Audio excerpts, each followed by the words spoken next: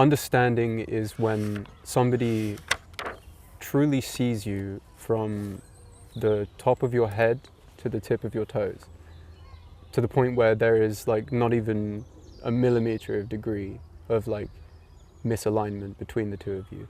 It's like almost as if you truly become them and they truly become you, but not in the way of like what I thought it was, which was like a very fatalistic, perhaps quite, you know, dreary, I suppose, perspective on love. It's very like, you know, almost martyristic, I suppose. It sounds like you're gonna die, basically. It's very like, you know, negative. Yeah, I was hella wrong, bro. I was hella wrong. Like, that motherfucker was so right. It was... But the bizarre thing is that, like, what they made out seemingly comes at this, like, horrific cost, almost. You know, it felt like such a... Like you were just being torn apart to get there. It's not that at all. Like, even slightly. It genuinely is just so natural. Like, but I suppose that also becomes the question of like, if it comes at such a great effort, well, it might actually be wrong. Like, sometimes the simple answer is actually the correct one. You know, and the sad thing is that so many people disregard the simple answer, the one that perhaps makes the most sense, because of, you know, whatever reasons, need to protect yourself, whatever you want to call it. I think it all falls down to basically just a misalignment of self, because if you were if you had the capacity and the self-love and self-assuredness to be in a position where you would be capable of actually inviting that kind of thing into your life, it would fit in so naturally and seamlessly that you would be confused as to why it was absent in the first place, you know?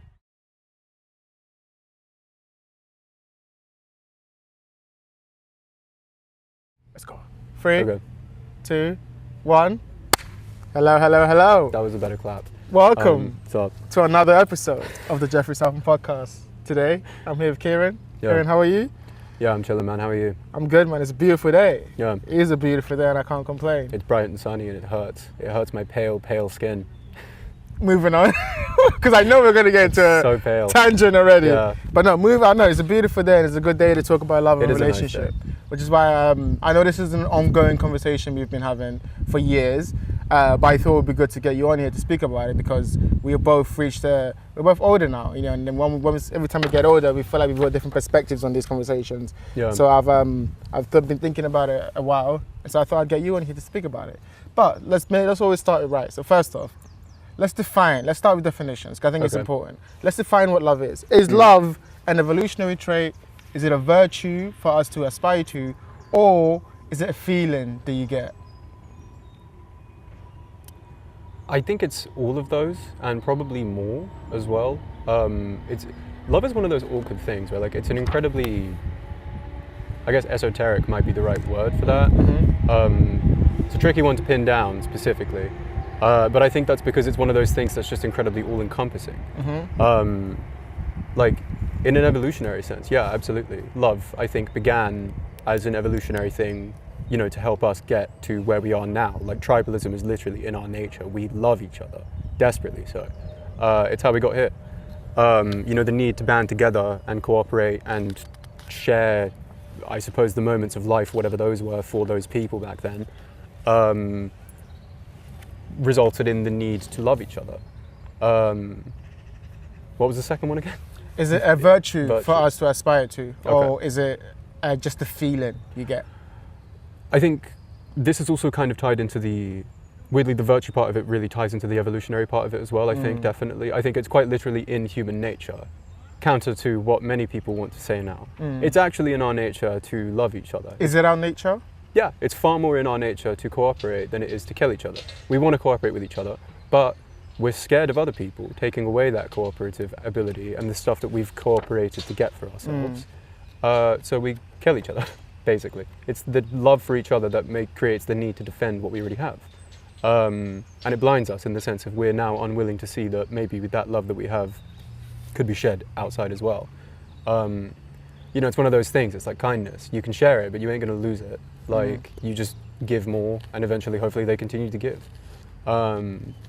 that I suppose is more in line with the concept of what virtue is, in the sense of it's like, it puts forth the idea more as love of like this universal kind of like almost force, I suppose, that acts within us. It's like almost this thing that like, you know, if you picture it like a little flame, I guess, it's like you can provide that flame to other people, but yours doesn't go out. It just means that you've spread the flame. Yes. That's all. And you're saying that's what love is. That's the idea of love, is that in like initially what it is an evolutionary trait, but over time we've learned that you can actually light someone else's candle and still feel that love. Almost you can actually feel that love tenfold, even more, by giving that love to other people. Well, I think what makes it a virtue is the capacity to provide love to people that you have quite literally no affinity, or, you know, I suppose if you want to throw that spin on it, justification in giving it to, because you simply just don't know them. Like, you know, why do you do family. these nice things for people that you genuinely don't know? Why did you give that homeless man £5? It's because you wanted to. That's universal love. Like, that's the virtue of love, is just those tiny human moments of decency. And then how does that tie into the feeling? You know, the sensations that you get in your heart, the palpable heart evolutionary, I don't know, again, this is the trick I'm trying to find. I'm trying to fit the needle. How does it relate from the evolutionary start of it, where we know we have to do it and never survive, to the feeling that we get, and then the kind of knowing that we can actually love another person and actually create something? How does it all fit together? How does it all tie together? I think that, okay, following from the virtue perspective, right? When you do something nice, generally speaking, you feel pretty good about yourself. You know, it sticks with you. Even if it's just for like 5 minutes and then, I don't know, somebody spits in your face and you remember that a whole lot more, don't you? We remember the negatives more than the positive. It's just how we work, you know. That in itself is an evolutionary thing. It becomes a need to defend yourself, sometimes from other people. But equally, when you do something good for somebody, regardless of whether or not you know them, you feel good about yourself, generally speaking. Even if you did it, you know, you could call it for ego, but feeling good about yourself when you cut somebody else down, because you can feel vindicated by that, right? That's not the same thing. You feel good about yourself, but in a completely different way. It's like you feel good about yourself despite knowing you did something that is not necessarily good for somebody else. Sure, you could call that like the rush of adrenaline and like, you know, that feeling of like power that people get. That's like a feeling of hunger for power. People equally get that hunger to feel good about doing good things for people. You know, why do people become like monks? Why do people run charitable organizations? Things like that, right? These are people who are addicted to feeling good about themselves by helping people. How evil. But that's what I mean. That's why I say like love is a virtuous concept. You know, you're allowed to feel good about yourself. You're allowed to be like, shit, maybe I am a good person, you know, because I'm running a charity that feeds thousands and thousands of people who otherwise would not have food. Well, suffice to say, maybe you actually are. But if we're now talking about it in the more specifics of like, you know, romantic love, because I think that's very different to the virtuous concept of love. They're like night and day concepts. Fundamentally, they fall into the same sort of like, you know, look at it like a DNA double helix, right? They all have the little links between each other, but equally it's two parallel spirals functioning alongside each other, but equally they need one another to sustain the function. I should write that down. You're going into video, you don't need to. Oh yeah, sick. Yeah, it's, I think like when you consider it from a relationship, like romantic context, those feelings you get for somebody, like that feeling of, you know, connection, the want to be good to them, perhaps more than others. Yeah, that's love. That's love. That's the virtuous love, but directed specifically, I suppose, if you want to call it that. So I remember, I remember talking to you about the book that I was talking about, The Art of Loving, and in that book you mentioned about the different stages of loving. So first, what we mentioned is the brotherly love, you know, the love you feel for the fellow human being, and then you've got the romantic love, the love you feel for another special person, and then you've got the familial love for your mother, and that kind of relationship. I want to focus today more on the romantic love, the love and the relationships that form from that, and how maybe as a society we hold preconceived notions about this, but it's kind of a thing where it develops as you get older and older. I think a lot of our generation haven't had the conversation with themselves. It's almost like we're all just trial and error, throwing out what sticks in the wall and then continuing. But we've not had a conversation with ourselves about what it means to get into a relationship, what it means to understand it. I think some of the dialogue around it, that comes out from it is maybe like, when people talk about the attachment styles. But I think that's a surface level conversation. But we should have more of a conversations about what the art of loving means, the art of romantic love means, and all of that. So the question I have for you is that just focusing specifically on romantic love. What is romantic love to you? How do you conceive of it? And how has your perception of that idea changed as you've grown older? Okay. I grew up obviously in I suppose, stereotypical like 2000s British household, right? Like my parents were married. I'm one of 4 kids. Like my mum was Irish. It's very like Roman Catholic sort of vibe. And I think that fundamentally has probably made up a lot of the groundwork of what I consider love in a relationship context to be. Because like I think your parents are typically the first example you're provided with. If you're lucky, it's a good one. And what I observed in my parents was 2 people who essentially functioned as one working unit. Like, they both worked a lot, but also the responsibilities were divided fairly equally. Like, even if not immediately down the line, they would equate out. Like, that to me, I think makes up the basis of what forms, I suppose, a successful romantic relationship, in that sense at least, right? And I think that feeds into love as well, because you would not support somebody like that. You wouldn't share a life with a person, because you only really get the one shot. Who you choose to spend that life with really matters, if you choose to spend it with anybody. Or, I suppose if you want to put the flip side on that, if you're fortunate enough to find somebody worth spending it with.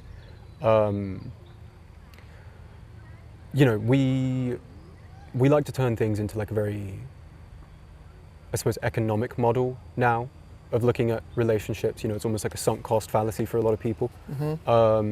Just in the sense of like, how much am I logically going to invest in this project before it craps out? Which is certainly a way to look at it. It's a bit cynical, I think, to look at it like that. But people are an investment, and it's important to choose your investments wisely. But I think when people say you can't help who you fall for, there is some truth in that. There is. I think that follows from the logic of like the virtuous love as well, where like perhaps falling for somebody you shouldn't means trying to give too much of yourself in a virtuous sense, like propping up that person. Would I say that that's necessarily a basis for romantic love? I think that there is an element of truth to it, certainly. But I also think that fundamentally from the ground up, that is deeply, deeply flawed. Because I don't know if I could necessarily say I could put a definite description on what romantic love truly is, because it's a feeling. Like it's a very ephemeral concept. I would say that like there are certainly people that you have a very natural inclination towards, personality-wise, whatever you want to call it. You could even make the argument that it goes deeper than that. It's almost like this, kinship that you feel with somebody, that like affinity that you see. In some cases, what you think is affinity is not. But also, generally speaking, you are typically on the right track. If you find somebody where you have that, that just immediate connection with, that's like, it's just this unspoken feeling of like, I've known you my whole life, but I met you 2 seconds ago. Those are special feelings. I think that you could argue is also love romantically in itself, or it can become such a thing. I think those are the people that you're more likely to find what we refer to as true love in. It's those people where you just meet them or you see them. Typically, I would say you have to have a conversation to affirm that. But usually it's because that conversation instantly feeds into it and you're like, oh, yeah, wow, like this person, what, like they're living in my head rent-free for forever now, it seems. Why is that? It's because of that affinity that I was talking about. There are degrees to which that affinity is actually there. But at the same time, if that affinity isn't like, the hope is that you find something that's like your exact affinity, right? You know, it's almost like, oh wow, I found myself. It's like the doppelganger concept. The Spider-Man meme. Yeah, exactly. Literally exactly the Spider-Man meme. But that's not to say like you've met somebody who's exactly the same person as you. I wouldn't say that at all. I would say more like, again, it's that affinity thing, right? Like your aspect and their aspect, personality-wise, like disregarding, you know, the base level of attraction, because obviously that has to be there to get here. Those aspects that you discover about that person that just so naturally fit together with yours. It's like puzzle pieces just coming together to create an image. But rather than being so wrapped up in that one focal point that you might be seeing, you actually have the distance to take a step back and see the picture forming itself and realize that this picture that you're seeing come together was the same picture you've been putting together your whole life. It's just that now somebody else is also putting their picture on top of yours, and they fit perfectly naturally over each other. That's a fascinating point, actually. So to go deeper in that then, you mentioned the picture you've been putting together yourself your whole life. Yeah. What is the relationship between self-knowledge and romantic love, and how do you understand when to give up that search for self and allow someone else to come into your life and then develop that together? I think that search for self never ends. I think that it's like if you want to put, like, I suppose, an easy mental image on it, it's like, imagine you're sitting there in like a Freudian style psychoanalysis room, where, you know, you yourself are sitting on the couch, like chilling, you know, putting your thoughts out there. And also you yourself, your inner self, is sitting there going like, okay, well, I mean, I think that maybe this happened, and I think maybe these things link to these things. And you have to have that conversation with yourself repeatedly. It's a constant checking in process. Some of us more than others, maybe. But, you know, a lot of us never even go in the room either, which is baffling. But you're never going to find the answers to yourself in another person. That's quite literally impossible. You are the master of your own ship, and they have their own ship. Stop trying to board somebody else's ship. Like, the point is that you're meant to sail together. In that sense, you really have to know yourself. I think this ties back into like self-actualization, I suppose, the thing that I can't seem to shut up about. What do you mean by self-actualization, before you go on that point, and then carry on? So, okay, self-actualization, I would say probably the easiest image. It's a psychological principle, but it's also bizarrely something that Buddhism has been talking about for thousands of years. Like, those Buddhists, man, they really knew what was up, it seems. Basically, it's like we all have this envisioned self. Literally all of us do. You can't lie to yourself and say you don't. It's the ability to say, I want to be that kind of guy. I want to do that kind of thing. Those are goals. Those are goals that you have not met. Therefore, you have not self-actualized. They might be the thing that you think provides self-actualization, but usually they're just a vehicle to start progressing further and further and further. But you can't see that far until you get there. In that sense, you have your actual self and your ideal self. And somewhere in between is self-actualization. It's where, I suppose it goes back into that whole natural affinity thing. It's like, there are some things you clearly just have a natural affinity for. And your job as a person, in my mind, with your life, is to discover what those things might be. You can't do them all, probably. But, you know, the things that you can do, bro, do them. You owe it to yourself, if you can. But, you know, for me, I suppose it's writing, for you it's poetry, and I guess this too. These are things that you're all incredibly natural, like you have a clear natural affinity towards, just based on who you are as a person. And you're completely in like concordance with that.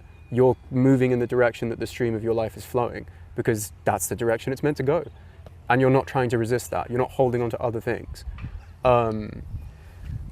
That is essentially what self-actualization is just simply moving in the direction that your natural affinity seems to go towards. Typically, our natural affinity is this idealized self that we have, or, you know, we construct ourselves in such a way that we move towards that natural affinity. How the river flows and the direction it moves is actually your choice, but the river is flowing. Then on that point then, can you only recognize the affinity that you have with someone else if you are actually on that river of your own life. 100%, yeah. All you're moving towards. And so if you move away from that self-actualization journey, it becomes harder, and you may make a mistake in thinking you have affinity with someone when actually you're just looking for something that you like in yourself. Yeah. Speak to me more about that then, about how on the road to self-actualization, if you stay on that road, you're more likely to find this person. That's where the idea of being someone you have that kind of click is immediately, is because you found kind of peace within yourself, and so it's easier for you to look out on that. What's that been like for you, and how does that relate to romantic love? Well, do you remember, my God, we met like 4 years ago now, Jesus. When we were in our masters, I've also spoken about it probably a lot here as well, but like, we speak a lot. We do. We speak a lot, and we speak about a lot. But like, just when I was in my masters, like I had this real feeling of like, I suppose peace is the word I would call it. Like, but you know, obviously so much stuff was going on. Like, my life was anything but peaceful, but I had a lot of tranquility within it, for a brief period at least. I think that was because I was truly self-actualizing in those moments. Like, I had spent a very, very long time alone trying to just figure myself out and really get to grips with who I was as a person.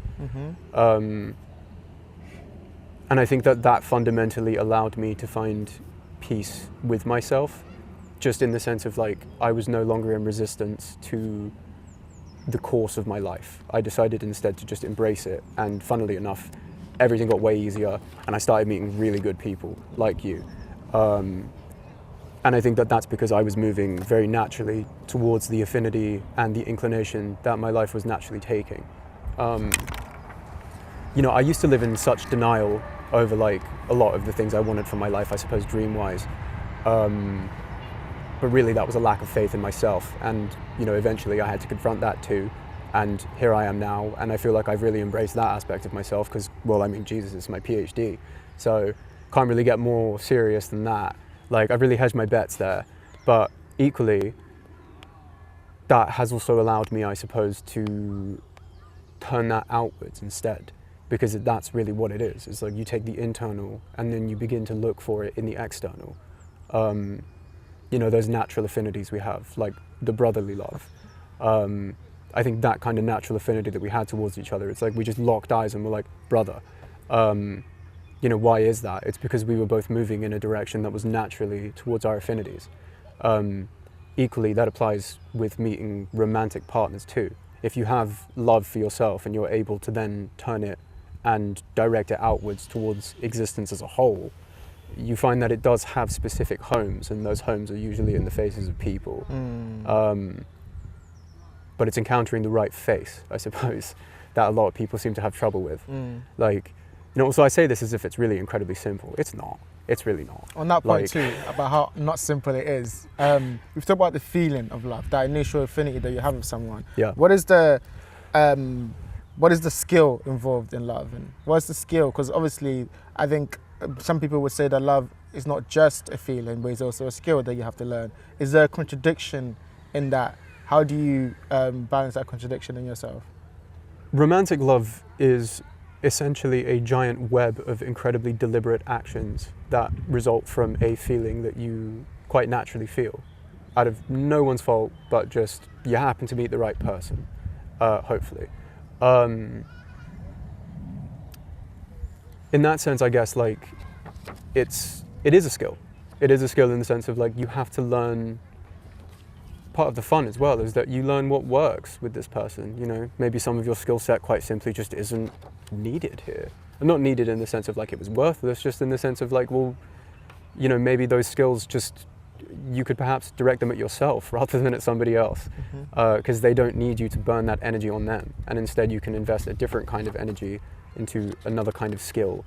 And that art, like, ultimately it feeds into this idea of like loving somebody is an art form. It is. You know, your life is a canvas and you paint on it. If you're inviting somebody else to paint on your canvas as well, that's because two canvases are now one.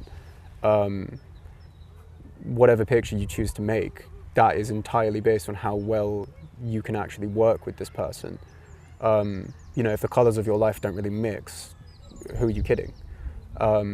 Is that really the picture you want to paint? Let's zoom in on that picture then. What is it like what's some of the stuff that you had to from that self-actualization journey, right, accept and then move on when you brought that other person to come and paint? What was some of the stuff? Because for me, for example, right, I had to learn to let go of a lot of things, of a lot of control that I thought I had about my life, of a lot of ideas that I thought about how my routine would go. It was like a lot of allowing myself the space to find out new things about people. Sometimes it would just be something I would just fall and I'm like, oh my God, I'm falling. But it would also be an intentional kind of, I'm allowing this person into my life. Yeah. What was it like that? What was it like for you? And so what are some of the things that you realized about that process of letting go when it comes to relationships specifically, moving from that? I would say that letting go is like,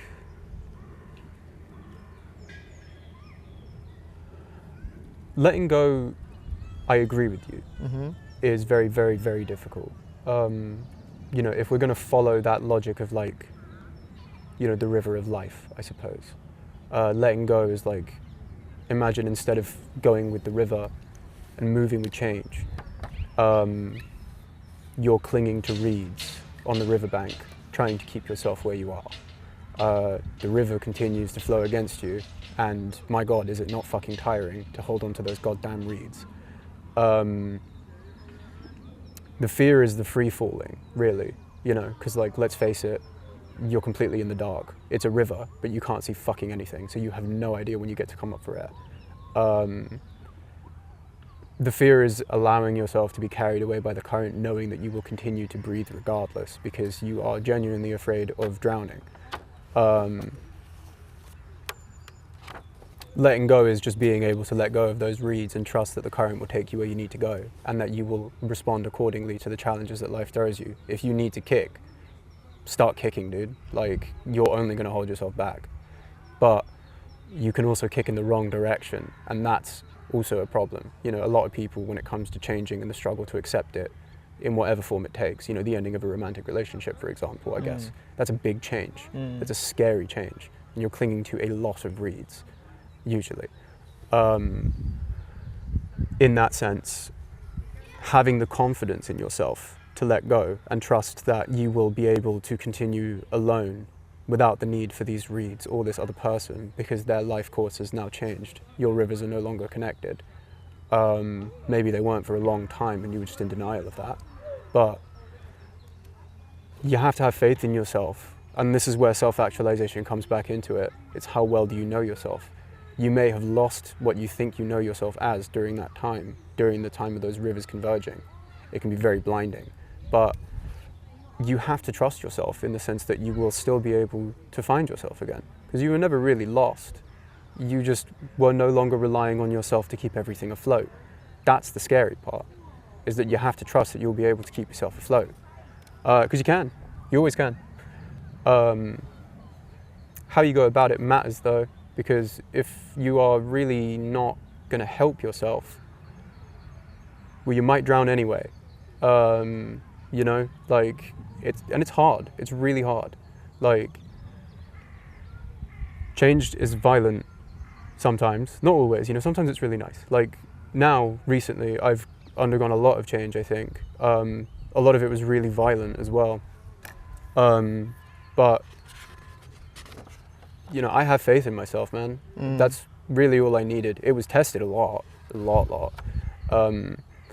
But, you know, I trusted myself. And sure enough, just moving in my natural inclination made it incredibly easy to just invite someone to come back and paint the canvas with me again.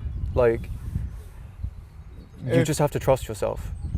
If love is a skill, like you mentioned before, what are some of the skill sets that you look for in a partner now that you're going for? What are some of the skill sets that you look for in a partner?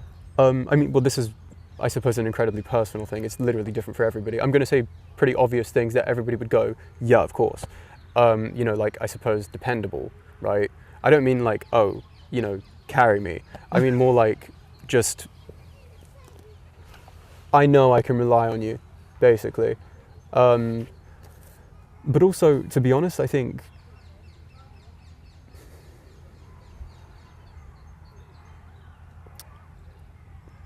okay, do you know what? You could strip it all back, completely, entirely. You could strip it entirely back. The only thing that I look for in somebody is if I was to give myself over to you entirely, like myself, as in, you know, my life, like just be very real about the fact that like, look, cool, like, you know, if this is it, right? Equally that, like, that's an equal sharing, you know, like it's the willingness and, you know, the idea that like, of course I just give myself over to this so naturally that like, it's as if I've been doing this my entire life. I think that's where love is a skill, is that like, it looks skillful because when you're actually doing it naturally, people who have never done it naturally think it is a skill. It is not a skill. It's completely natural. Like, there are definitely aspects of it that become a skill, you know, like the ability to, what's the word, not converse, communicate. Communication is 100% a skill. Love is not a skill. Love is natural as fuck, you know, it's like moving to the beat of a song that you have quite literally been listening to your entire life. You just never really paid attention to until it actually hits you. And when it hits you in its entirety, you actually really process how amazing it truly is. But you can definitely hear similar sounds, and that's where it gets confusing. You know, I think that's like sort of where people end up in situations where, you know, they thought it was the correct thing, but actually you were lulled in by something that sounds similar, but just quite simply wasn't the right tone. That's okay too, though, you know? On that point, I like it. You said that love is not a skill, communication is. I think that's very good. Like I think that's something for people to remember. On that point, you mentioned about how people might think they found the right thing and then they don't. I think the reason for that is because, even looking at myself, is that you seek external validation instead of inner strength. And like you talked about self-actualization and stuff like that. Once you figured out that self-actualization and you figured out that inner strength, what is it like?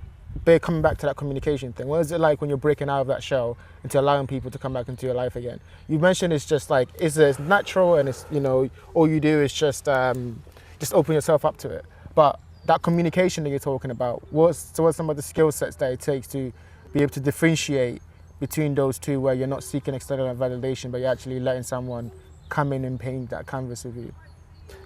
This goes back to self-actualization again. Okay. So you were saying, like, how do you know when the risk is? Yeah, how do you know when the risk, and how do you communicate that to the other person? Okay. So communication as a skill is something that actually you can easily develop without the need to talk to another person at all, ironically. Talk to yourself, literally, like, but actually talk to yourself. You know, this I guess goes back to that whole like Freudian analysis of yourself thing I was talking about earlier. That is self-actualization, is learning how to communicate with yourself. Because when you can communicate very clearly and in a compassionate way, and that's the important part, is you have to communicate with yourself in a loving way, knowing that, of course you've got this, you are in your own hands. Who else were you going to rely on? Like, it's all up to you, bro. You got to really trust yourself there. That kind of faith in yourself is really hard to get to. But again, it goes back to like moving towards what you're naturally inclined. Like, you know, when you're able to have very frank, honest, communicative conversations with yourself, you know, maybe you live in denial of aspects of yourself, dreams, sexuality, anything, gender. Finding peace with that is one of the hardest challenges of existence. Finding peace with yourself is the truly hardest thing to do, because it's something that changes constantly as well. You know, life is never stagnant. So it's trying to find that peace amidst the just actual psychotic drug trip that life is. You know, because you think it's fine, and then all of a sudden it's like, cool, well, here's a meteor, buddy. What are you going to do about that? Like, yeah. But, you know, at the same time, once you're able to really communicate with yourself, communicating with other people becomes easy. Like, obviously, again, this goes continuously back to, it depends on who you have a natural affinity towards. You can't talk to everybody. Not everybody wants to be communicated with you, you know, for whatever reason. But, you know, those who do and just so naturally respond to your ability to communicate, Well, it's because they have that same ability in themselves too. It's obviously different because they're not you, but like it all is still just part of that puzzle, you know? Like, I agree. It's like, okay, being communicative with yourself, you can look at that as like gaining a very clear analysis of the colors of your life, the ones that you're able to paint with. If somebody else has that same awareness of what colors they have, you will immediately be able to see, the second you see each other, my colors complement yours. We can paint something really nice together. Maybe you might think, well, you know, not everything is exactly the right kind of color pigment, but hey, we can make it work, you know? Art is art at the end of the day. No, it's not. You can't force it. It's not. You know, love is an art. In the same way as when you make your art, you definitely know when you're forcing yourself to make art, and you know when the pieces just ain't right. So who are you trying to kid? If you're abandoning an art project because you know, simply put, this ain't it, who are you kidding? Welcome back. Okay, cool. Yeah. So you can put a commercial break in between there. Are you able to get ads yet? Not yet. We're reaching there. We're getting close. Yeah. It's not, I'm going there in terms of the views, but not the subscribers. Really? Yeah, I've got like Damn. I think it's like 10k or 15k views, and I'm on like 30. Because I post a lot. Bro, so good for you. Yeah, Damn. I have to Dude, get the that's subscribers crazy. first. Once you get the subscribers, then you can start getting ads. Yeah, mate, But better than getting ads in the videos is getting sponsors, so then there's no pausing in the videos. Yeah. So that's the trick. The trick is to get sponsors. But if you get sponsors, you still have to get enough. We're going to have that regular HelloFresh views. ad break. I'll be like holding the box up in the background. Yeah. Speak that into existence, bro. Okay, welcome back. Yeah. So, thank you. So before we were talking a lot about just like love, as in like the foundations and the concepts in love, but I want to get more on like specifics, and we've tried to stay away from personal because I think it doesn't really. It's better to speak broad. It's better to speak broadly, especially. And then I think right now I want to talk about the feeling of being in love, because I think as a poet I view it very romantically, and I wrote this poem recently it's called Love in a Capitalist Society, basically talking about the feeling and like how the feeling of romantic love has been changed in our society, where it's now transactional, and how I don't really rep for that. I don't really like understand that. But I wanted to talk to you, who maybe isn't a poet but might have the same perception of romantic love. What is your synopsis of the feeling of being in love? What does it feel like? Can you summarize that feeling? We were talking before about brotherly love and understanding that there's just genuine love, but there is a romantic sense when you really feel the romantic sense of love of someone. Yeah. What is the feeling like? And like, is it kind of like what Shakespeare said? Is it kind of like what the poets say? I don't know. I don't read poetry. But you know Romeo and Juliet. You know the type of love that we talk about. Is it that type of like?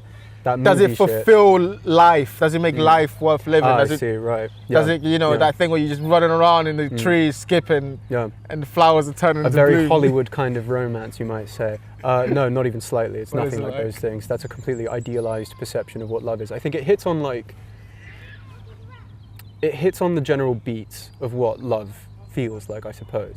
But I mean, again, because it's like such an ephemeral concept, and also because it's so individual, like, I think the forms that it appears in naturally, with the feelings that it's sort of has that natural connotation with, of like, that it's like a focal point directed at a person of like, I want to be with them in the form of like, I guess, physical proximity, sure. Intimacy wise, sure. All those things, all those nice things that we like to picture of like, hugging the person you love and such. All those things, like, maybe even kissing them. Perhaps, maybe once, but like only when you get married. You don't have to get graphic, mate. Yeah, I know, how horrifically verbose. I think like, in those aspects of it, right, it's almost like that. First of all, it feels very natural. It can be quite scary, but I think, to be honest, the scary aspect of it is just because of, it's a new path you're forging with yourself. It's like now all of that self-love you've developed is really being put to the test. Will that self-love culminate in the capacity to love another and in return be loved by them? Well, I mean, you know, obviously it's a question entirely up to the individual of whether it's worth the gamble, I suppose. But like,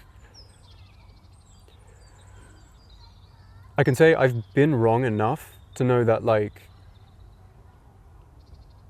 you know when it feels right. Small really tangent. right as well. Small tangent. Yeah. But to build on that, you said something that I wanted to touch on. Go on. Do you believe, which one do you value more, to be loved or to be loved? Ooh, that's a heavy question. I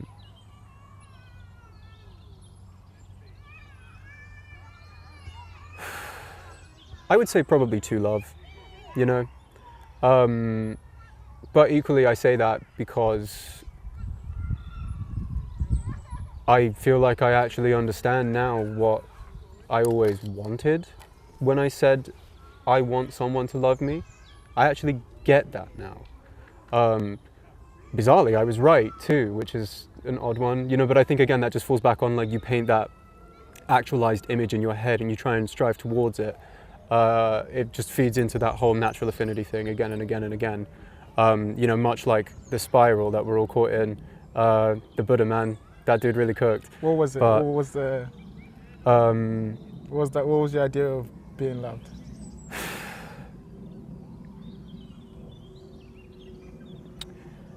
Okay, do you remember a while back now? I told you that quote from Goodnight Pun Pun, the whole like understanding thing.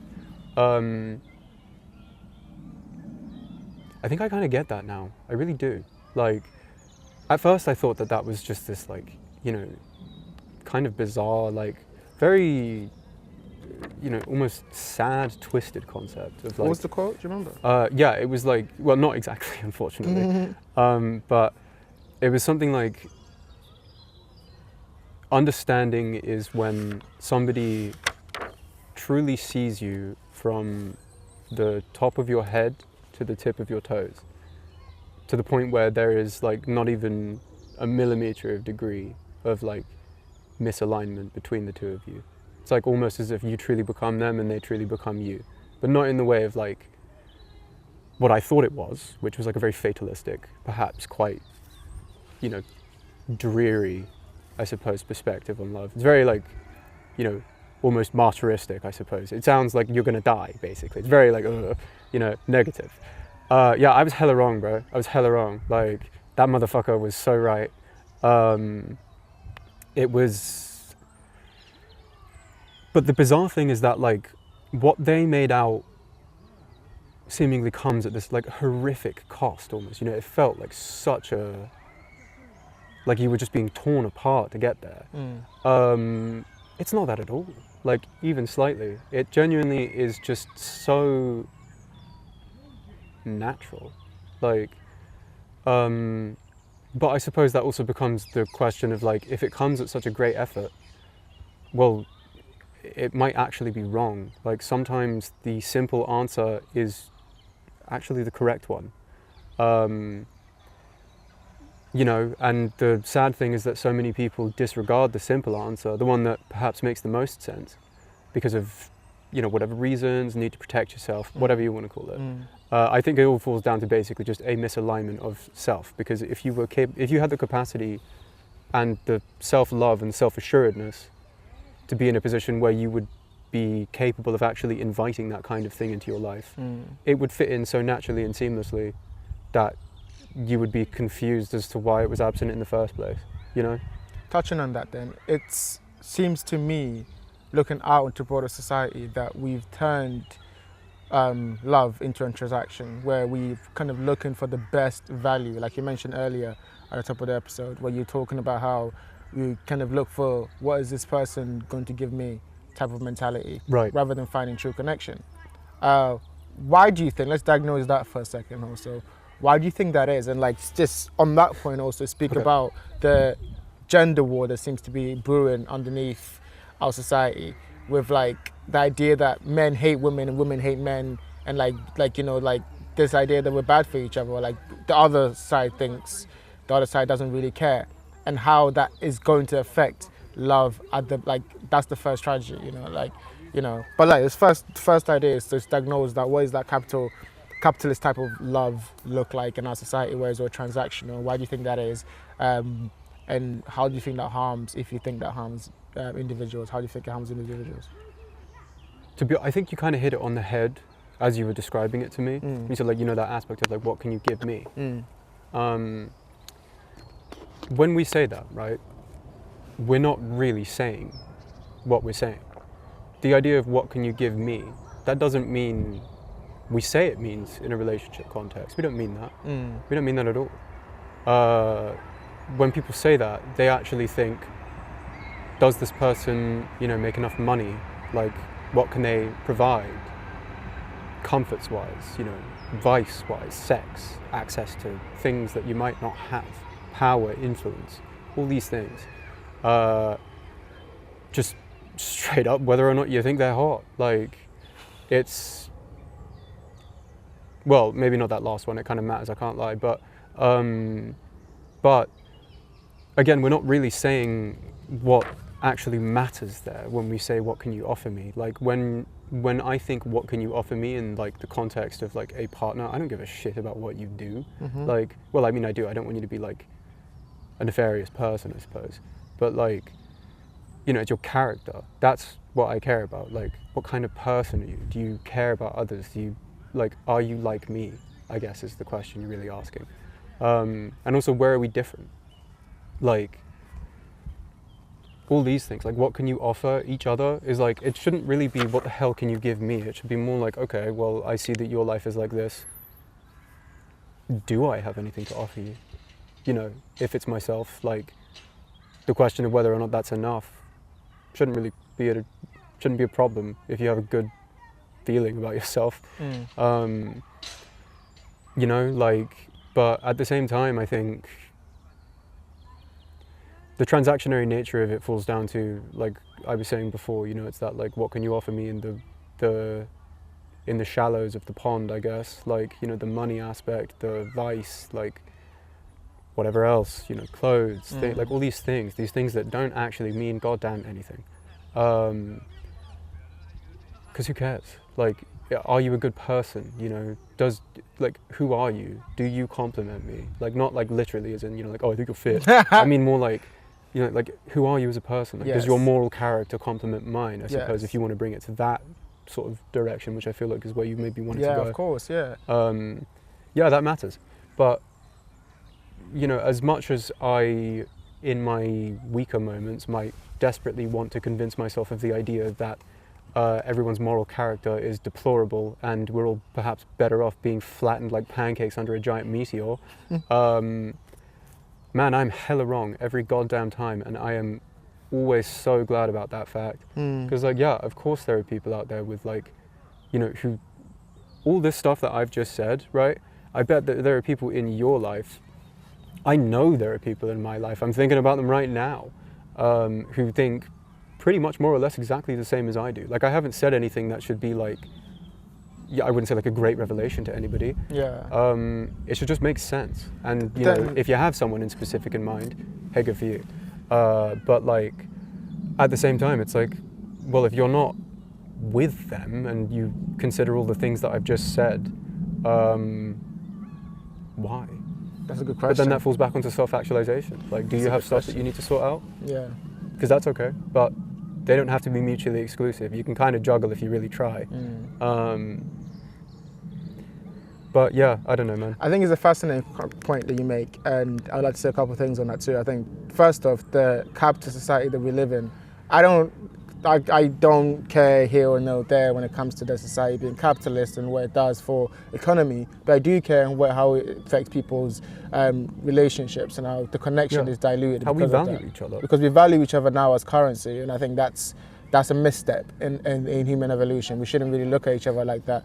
I think it's also, if you spoke about, a lot of that comes out of fear and of, like, our inability to let other people in. I don't think it's like malice. It's just people just will gravitate towards what everyone else is doing. And I think it's kind of like that, where everyone's just following what people have done before with these, especially with these social media apps and, like, you know, technology, and making it easier to not be yourself, not be fully yourself, but enough of yourself where you can find connection. And that's how we're finding these shallow connections, because we're not showing full version of ourselves. We're just showing a little part of ourselves, which is enough.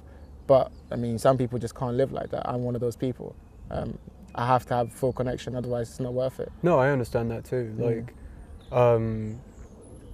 I feel like I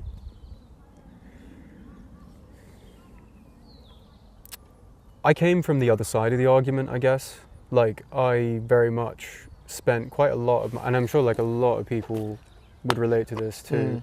I spent a lot of my life completely betraying myself. But also, well, I had to go against myself to get to a point where I actually realized that everything that I was doing was stupid and wrong, and that I should just, you know, life doesn't have to be this great, horrific, Herculean task all the time. Like, especially how you feel about yourself. Yeah, it is work sometimes to grow to like yourself. As sad as that is, it was definitely a lot of fucking work for me, I can say that much at least. But at the same time, if you're willing to put that work in with yourself, yeah, it pays off for the rest of your life, it really does. But it's having the time and the willingness to do so that I think a lot of people struggle with. And also, you know, again, I think it comes down to like, people don't, like you said, people don't want to be vulnerable with each other. And we live in a world now where, because of social media, a lot of our vulnerabilities, mostly by our own faults, I want to stress, are just plastered onto social media. Like, anybody could see your vulnerabilities now, anybody. On top of that, quite literally anybody could attack your character in any form they want to. People could straight up just make stuff up about you. Yeah, exactly.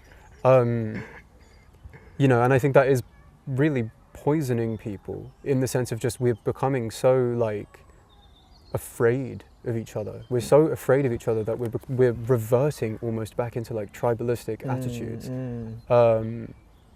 And you know, it's becoming like a big resources battle, really.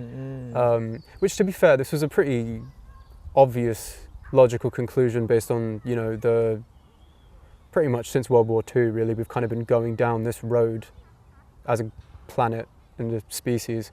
But also, I have faith in us, man. We'll pull it back.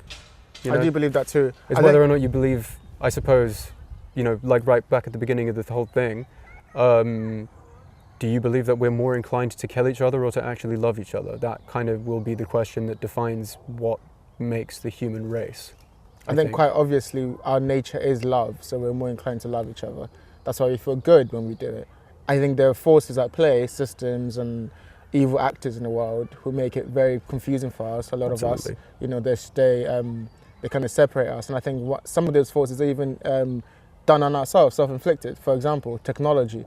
What question I have for you now is, what effect do you think modern society, modern stuff like technology, stuff like ambition and work affect relationships? You know, most of these days you need a two-parent household. You know, you need both mother and whatever, both partners to be working. That was not how it was before. Maybe made it easy before, but now that has a new added element to relationships. How do you think modern societal habits and issues affect relationships? I think that the level of equality that we have right now has never existed in human history. Like, the willingness to discuss what it truly means to be equal as well has never been freely talked about until now, really. I'd say that's probably two of the most important things we've ever done is like try to be less racist and try to be less sexist and less homophobic as well. Like, I think all those three things, like, bro, those are the three pillars of human virtue. How do you be good to each other? Don't enslave each other. Stop being mean to women. Be nice to gay people. They're also people. Literally that simple. I think that the systems at play, if we're speaking more specifically about like relationships, you know, the economy is a massive factor in everything, really, truly it is. People's willingness to find a partner, let's face it, is lower today. And that's not even just because people don't want a partner, it's because like life is so complicated for people now that like it doesn't, you know, that like we're going through a loneliness epidemic. Like, you know, what the hell? Like, we're surrounded by people, but none of us want to talk to each other anymore. Why? Like, it's very confusing. I think, like you said, the systems and things in a way that causes that. I also think it's almost like we have to jump and then let others see people jump. We have to foster the spaces for people to talk about these things. And then people can actually have the ability to actually think, okay, actually I can have this conversation. And then once you have the conversation, we understand specifically, individually, what we're doing wrong. Because we bring it out to light. Because I think there is a system of like people will copy what they see before them. Okay, actually, do you know what? I think it goes back to this again, somehow, always. People are less inclined towards self-actualizing now, I think, actually.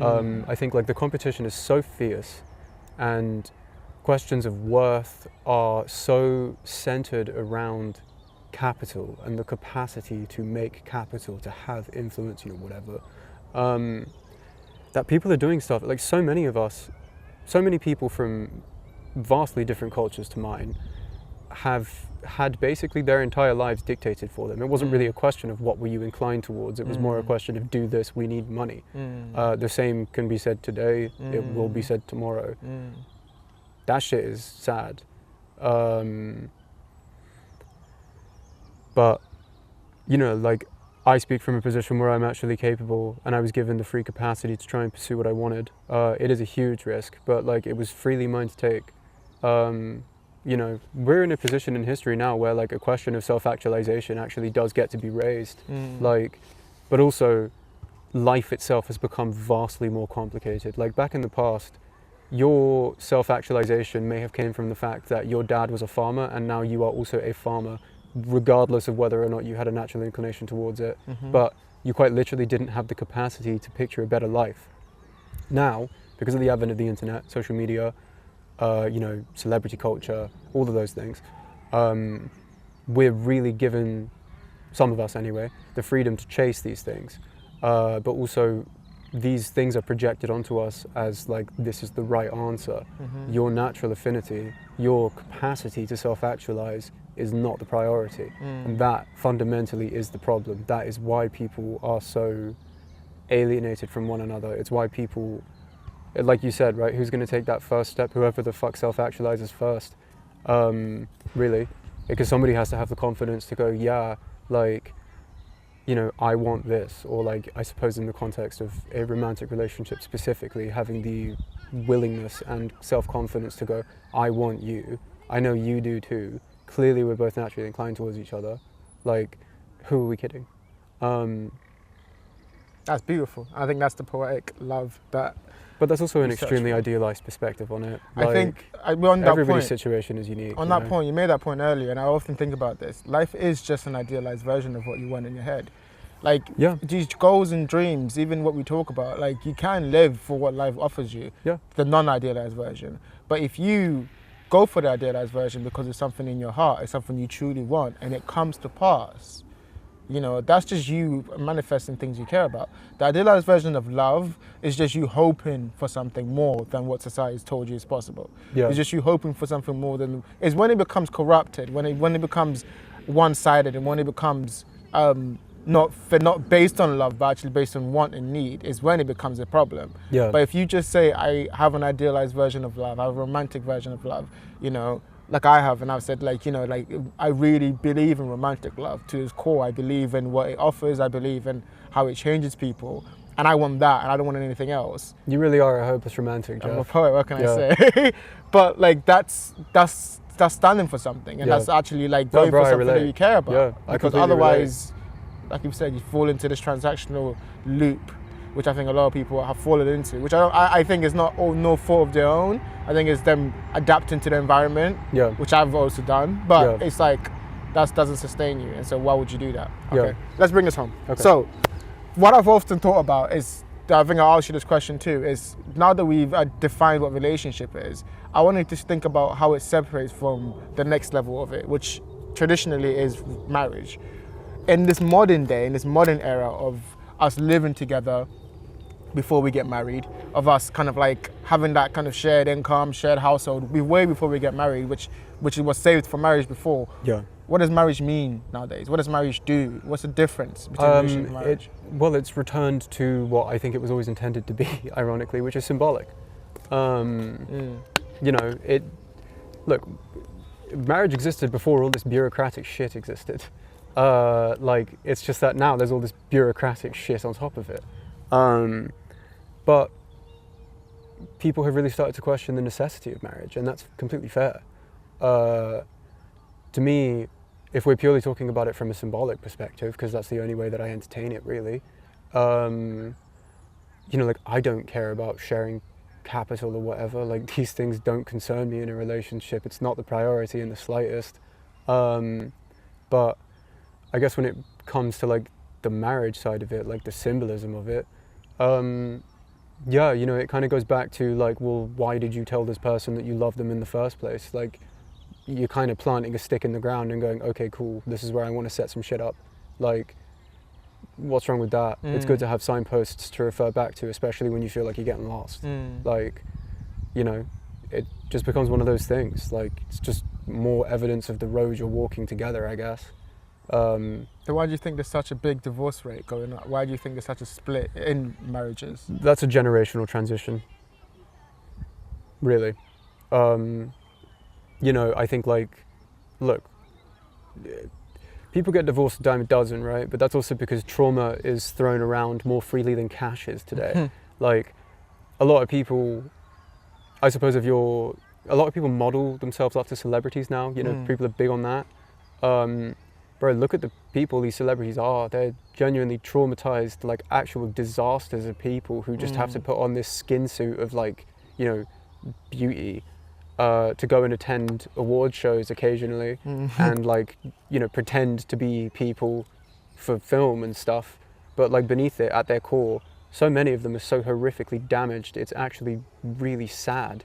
Like, and it's not something you should model yourself after, because, I mean, look at how many of them get divorced and so often, as just an example of it. Like, if you want to talk in the more, like, I suppose, day-to-day example of, like, you know, parents getting divorced and such. I mean, again, that's a generational thing. Like, you know, millennials, I think, they're, like, the next wave after our parents. You know, they're in, like, what, their mid-30s, sometimes 40s now, I think. I don't know, whenever that generation started, basically.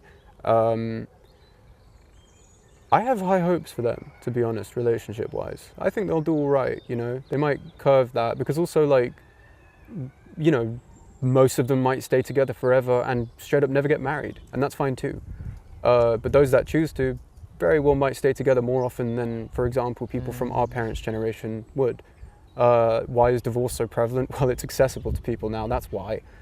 So many people, rightfully, are waking up and really questioning. And I think, like, we're in an age where individualism is really high, which is also why it's quite bizarre that self-actualization isn't high.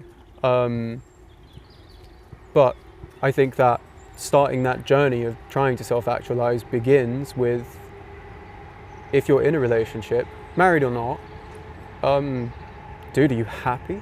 Do you really see yourself living the rest of your life here? If not, you kind of already have your answer then, don't you? And there's nothing wrong with realizing that things need to be different.